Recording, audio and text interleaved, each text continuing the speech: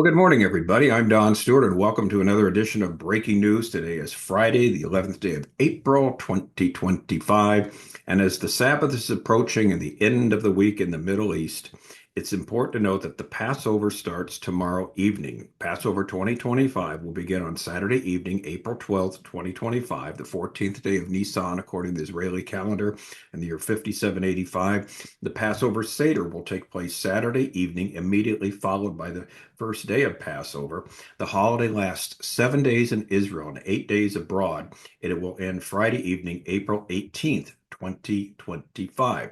Now, here's the problem. Many things are shut down in Israel during the Passover, so the news reporting will be minimal at best. This is unfortunate because remember, tomorrow is the day when the United States and Iran face off in a meeting in Oman and talk about the many of the issues, their nuclear program, the missiles, the et cetera, et cetera. Many things will be on the table, we think, and they'll be able to make some type of comment probably afterwards. The problem is, whatever they say, Israel for 7 days will not be able to say anything because everything's shut down. So, 7 days and the news cycles are like light years. And so, whatever happens tomorrow, we don't know what's going to happen, but the word will spread out far and wide, and this will be the result. And we will see. Now, the problem is, and this is going to be the second story that we do today, we've got a story from the Times of Israel that Iran is considering proposing an interim nuclear agreement in talks with the U.S. Now, if they propose that and the U.S. buys into it, then it's game, set, and match. The ball game's over because that will take not the 60 days that they're talking about. That's going to take months and months and months to try and hammer something like that out between the two countries. So we will see it. So in one sense, it couldn't be a worse time for these things to take place. And so we will tomorrow again report. They're 10 hours ahead. If we get anything first thing tomorrow morning, what the results are. And again, it's Steve Witkoff, who is the man who was chosen by Trump to be the envoy. And Witkoff was already fooled once by Hamas, and he admitted he'd been duped. And the Iranians, of course, are, compared to Hamas, are the big leagues versus the minor leagues in their negotiating. They're very brilliant, they're very smart, they're very clever, and very deceptive. And so we'll see what happens. So that makes it all the worse for Israel. Now, what we also going to do today, got a lot going on, and are your Bible questions answered? We going to repeat what we did about a year ago. And here's the question. Would a proposed sacrifice of a red heifer have anything to do with Bible prophecy? So if happened today, if someone sacrificed a red heifer in Jerusalem during the Passover week, would that have anything to do with the soon coming of Christ? And many people have said, yes, it would. And it's going to be monumental with respect to last days Bible prophecy. We hear that a lot, but the answer is a decided no. We talk about 5 reasons why it wouldn't really mean anything. So that's going to be our Your Bible Questions answered today. So we'll have that probably about 11 a.m. Pacific time when we'll release that. Then later today, what we'll do is have our second breaking news where we'll talk about Iran's proposed interim nuclear agreement. All right, now, so what I'm going to do today, there's a great story from the Jerusalem Post that lays it all out, and it's from a man who was former Israeli ambassador to the U.S. His name's Mike Herzog, and the title of the headline is "The Real Reason for Netanyahu's U.S. Visit Was Iran." Says former Israeli ambassador Herzog to the U.S. from the Jerusalem Post, and it's an excellent summary of what's going on, and it hits 4 major points. I'm only going to deal with 3 of them, with what we have been talking about, how they affect last days Bible prophecy. So hang on to your seats. We'll talk about this. This will be the background for what we'll talk about later today with Iran's interim proposal. All right, Mike Herzog revealed what he believes happened behind the scenes during Netanyahu's visit to the White House this week. Netanyahu's visit this week was arranged in great haste, which we all know, and focused on 4 main topics. It is now clear that the reason the prime minister urgently was requested to come to Washington was the Iranian issue, and that's no doubt, says Herzog, who served as Israel's ambassador to the U.S. until January. Herzog is a retired brigadier general and a scholar in the Israel-Middle East relations. He revealed in an exclusive interview with the periodical Ma'ariv what he believes happened behind the scenes during Netanyahu's visit to the White House this week. The rushed timing of the meeting regarding Iran stemmed from the U.S. administration to immediately begin negotiations with Iran and inform Israel of the development to ensure the Israelis are kept in the loop and on the same page. So that he explained. So first and foremost, the reason Netanyahu is vacationing in Hungary, and all of a sudden he's whisked away immediately to the U.S. He thought ostensibly it's to plan and most people did, the attack, on Iran because the second aircraft carrier, the Carl Vinson, has arrived there in the Indian Ocean, and so they're all ready to get rid of Iran's nuclear facilities, and that's what he thought it was all about. Then, lo and behold, to his shock, it's no. We're going to negotiate with Iran. We're going to face to face. They've agreed to a face to face meeting. Now, remember, we talked about this last week before the meeting with Netanyahu and Trump. And there was a story that, just as a passing line, a throwaway line in the story, that Trump on Air Force One said, "Oh, and by the way, the Iranians want to negotiate face to face." And then he left it. Didn't say anything further. So I should have picked up on that. And so when Netanyahu and him met in D.C., and he told Netanyahu that we're going to have a negotiation face to face, and it's going to be this Saturday, it should have been obvious that's what Trump had planned. So anyway, according to Herzog, here's the key issue for Israel and the U.S. Iran's talk. We should have noted that, but now it's history. According to Herzog, Israel has never objected in principle to diplomatic engagement over Iran's nuclear program. No, they never have in principle. But given the past failures and the painful lessons, the fact that Iran never keeps their part of the bargain, they lie, wait, and deceive, Israel approaches the current negotiation between the U.S. and Iran with discomfort and great caution. I think that's the understatement of the year. The Iranian nuclear project has advanced so far. Now, here's the key. It's hard to see how a meaningful rollback can be achieved through diplomacy alone.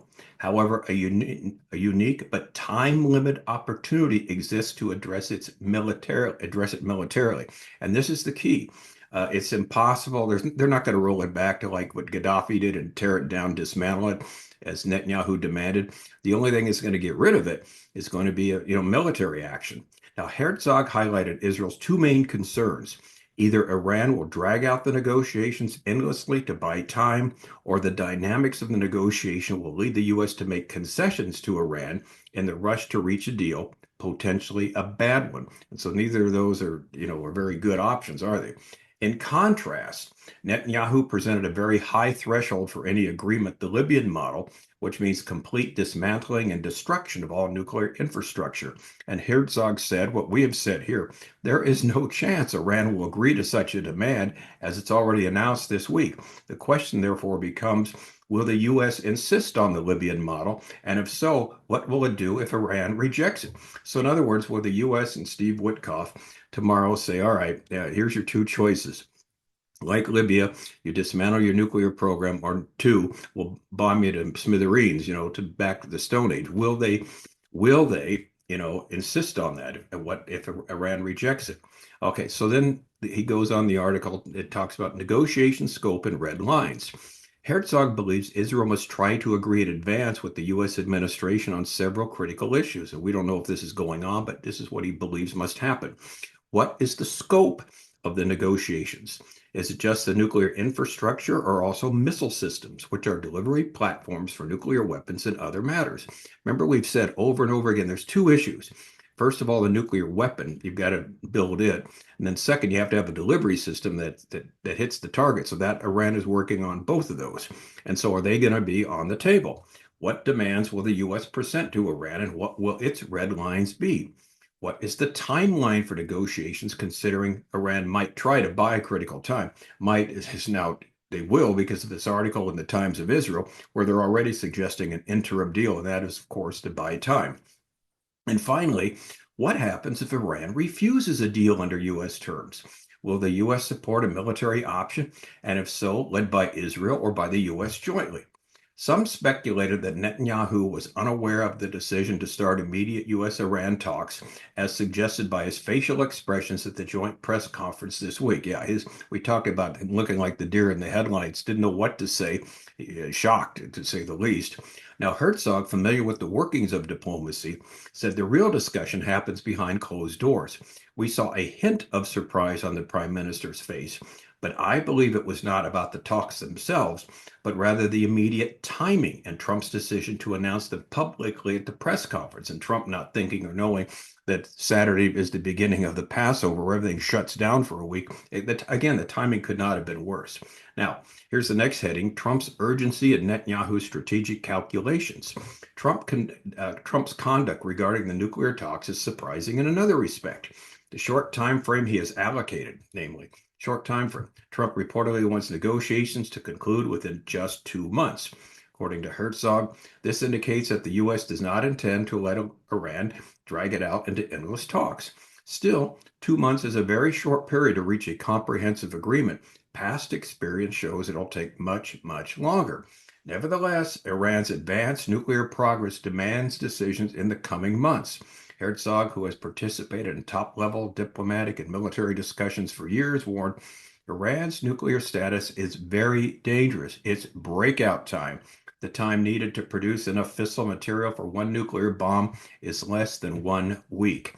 He also emphasized that Iran now possesses, get this, such large quantities of enriched uranium that if it decides today to pursue weapons, it would have enough, get this, for 17 nuclear warheads. That's a lot. I'll say it's a lot. Given this dangerous juncture and the current weakness of Iran and its regional access, Herzog said there's a limited window of opportunity, this is what we've been saying, for action. Iran could recover from recent blows, restore its defenses, and further protect its nuclear components. Now, what's also interesting, he noted that this October marks the end of the snapback sanctions clause from the 2015 nuclear deal. It's been 10 years now since the JCPOA. It's hard to believe it's gone by. That Obama did in 2015, which allowed for the automatic reimposition of international sanctions. In Herzog's words, we only have a few critical months to make decisions on the Iranian issue.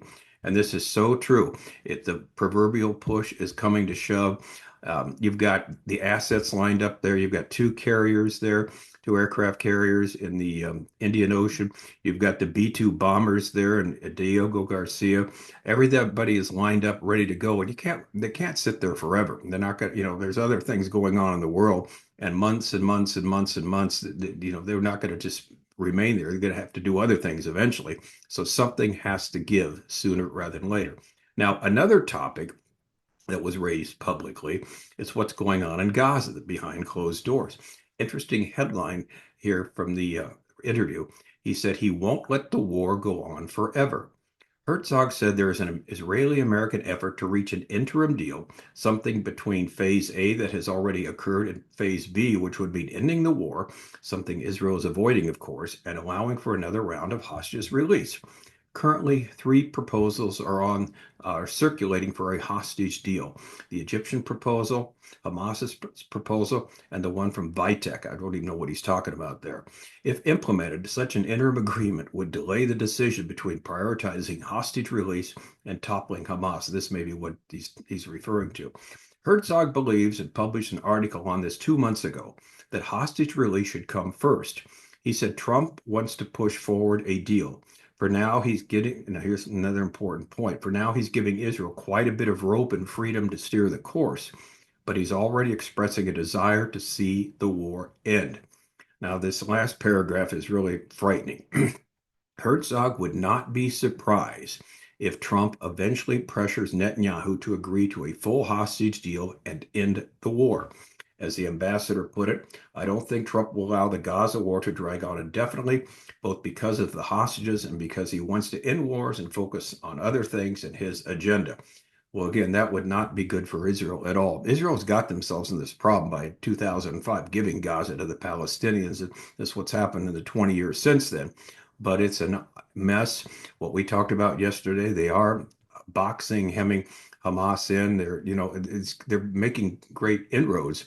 But there was a story that we had, I think we mentioned it here, about a week or two ago, that once the Netanyahu got the budget passed, there's a couple of U.S.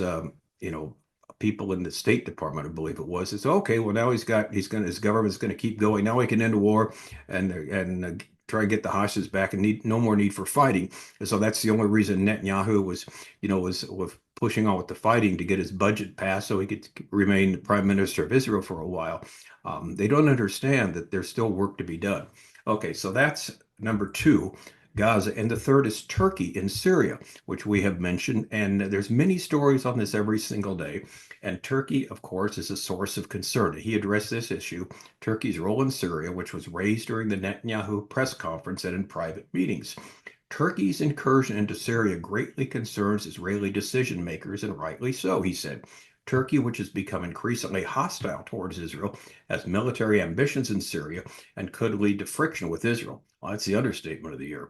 Turkish military presence in Syrian territory could threaten Israel's freedom of action in the region, Herzog warned, adding that it could have implications for military options. Now, here we go. Military options related to Iran as well.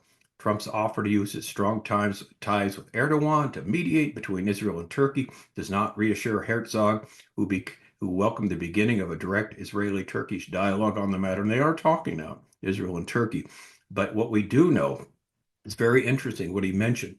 He got that right about the military options related to Iran, because we know Turkey and Iran will eventually join Russia in a last days attack on Israel, according to Ezekiel 38:39.